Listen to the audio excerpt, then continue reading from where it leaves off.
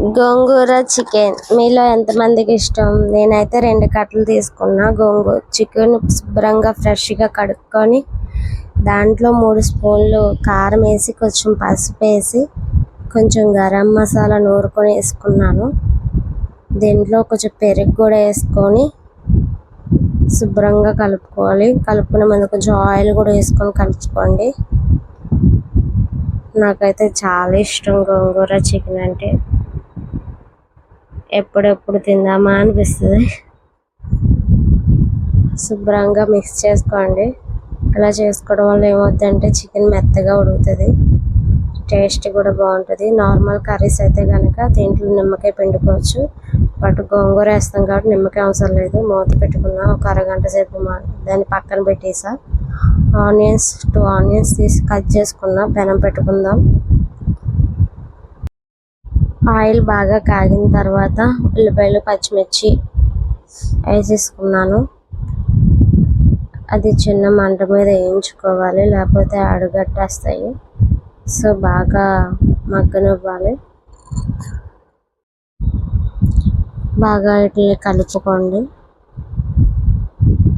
శుభ్రంగా బాగా మగ్గేంత వరకు దోరగా వేపుకొని దాంట్లో కొద్దిగా పసుపు కూడా వేసుకున్నాను. మళ్ళీని ఫస్ట్ వేసుకొని బాగా కలుపుకున్నాను.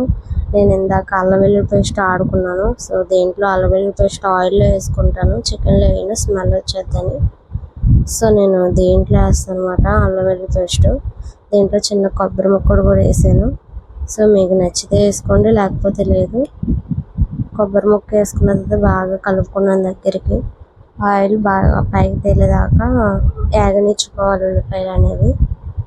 సో శుభ్రంగా బాగా వేగేంత వరకు ఉంచుకొని దీంట్లో మనం ఇందాక నానబెట్టుకున్నాం కదా చికెన్, దాన్ని తీసి చికెన్ దీంట్లో వేసుకోవాలి మనం.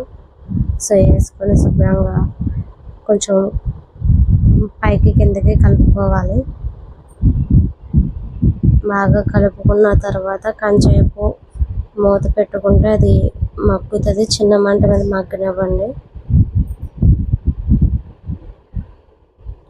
మీలో ఎంతమందికి ఇష్టం చికెన్, గోంగూర చికెన్ అంటే కామెంట్ చేయండి. సబ్స్క్రైబర్ చేసుకోవడం మాత్రం మర్చిపోవద్దు. లైక్ అండ్ షేర్ మాత్రం చేయండి.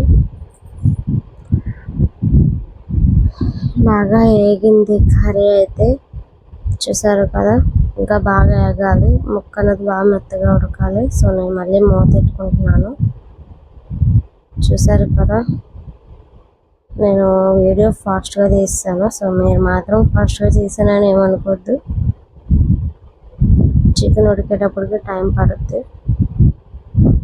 స్లో ఫ్లేమ్ మీద మగ్గించుకోవాలి చికెన్ అనేది. దీంట్లో కొంచెం కారం, పసుపు ఇందాక ఆల్రెడీ వేసుకున్నాం కాబట్టి కారం, సాల్ట్ వేసుకుంటున్నాను.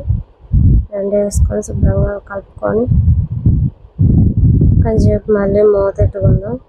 నేను ఆల్రెడీ ఈ కర్రీ వండుతుండగానే పక్కనే ఆల్రెడీ గోంగూరను శుభ్రంగా కడుక్కొని ఆయిల్లో మగ్గ పెట్టుకుంటున్నాను. సో అది మగ్గ పెట్టుకున్నది దీంట్లో వేసేసాను.